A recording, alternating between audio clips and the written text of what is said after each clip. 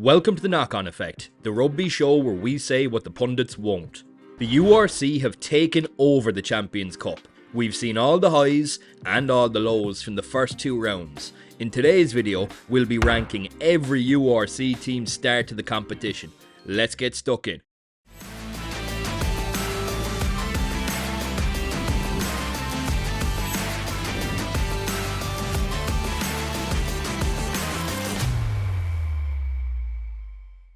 Right, so here's our ranking system. If you've never seen one of these before, S being the best and D being the worst, we're going to jump straight in with Munster. A good win at home versus Stad and a close defeat away to Cast. There was plenty of positives to take from the Stad match and plenty to work on after Cast. It's another saga in the rollercoaster season that Munster are taking us on. They should have left France with a win, but 6 points from the two matches is not half bad. I'm putting them in B tier. Leinster up next, D tier. Nah, I'm only joking. Look, they got 2 wins from 2. What else do you want? The headlines are simple. Prendergast stepped up excellently. Jordy Barrett proved himself world class again, and Leinster need to be careful with rotation. They miss some key figures at times, epitomised by their line-out, but all in all, they go in A tier. The Bulls next, not much to say here. The Saracens and Northampton had their number. The Bulls underperformed. Are they missing Arnsa more than they'd care to admit? You can't help but feel he could have influenced both those games. Or perhaps a bit of overconfidence crept in. Either way, they're going in D tier. If you've been enjoying the video, please do make sure to like and subscribe. It honestly massively helps us out in creating more of this kind of unfiltered rugby content. Anyway, back to it. Stormers next. The Stormers were humbled in Europe. Ultimately, they failed to capitalise on the red card against Toulon. They weren't clinical enough. They rotated the team versus the Harlequins and got a thumping. A tough lesson, D tier. Which brings us to Benetton.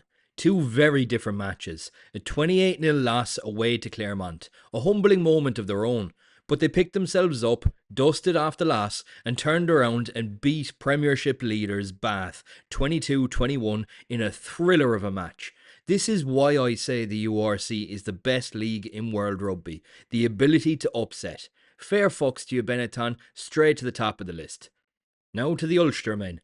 They chose not to rush back their internationals against Toulouse and paid a price. Against Bordeaux, you would have thought they fancied themselves. They got out in front early, but Bordeaux ended up running away with it. 2 losses and little to be positive about. D tier. The Sharks had a great round 1 win versus Exeter. Oxenchae was a bulldozer. Etzebeth was uncaged. And Khaleesi was imperious. Round 2, another big rotation on the squad. You just can't afford to leave your star men behind at this level. Leicester hockeyed them 56-17. The South African clubs need to learn the lesson. 1 big win and 1 bigger loss. C tier. Finishing our list is Glasgow. First game out and George Horne helped the Warriors give Sale a spanking. Glasgow really showed the difference in class. Away to Toulon, why not rest a few players, for fuck's sake? To be fair to them, the players entrusted came to play, and they almost escaped France with a win, but I had higher expectations of them.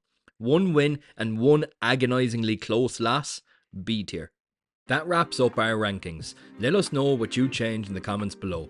Side note, I try to watch as much rugby as I can, but I also have to rely on the highlights. Fuck me, are the Champions Cup highlights shocking in compared to the URC. Lads, if you need any help with the editing, just give me a message. I'm only talking shite in my spare time otherwise. Cheers for watching, catch you at the next one.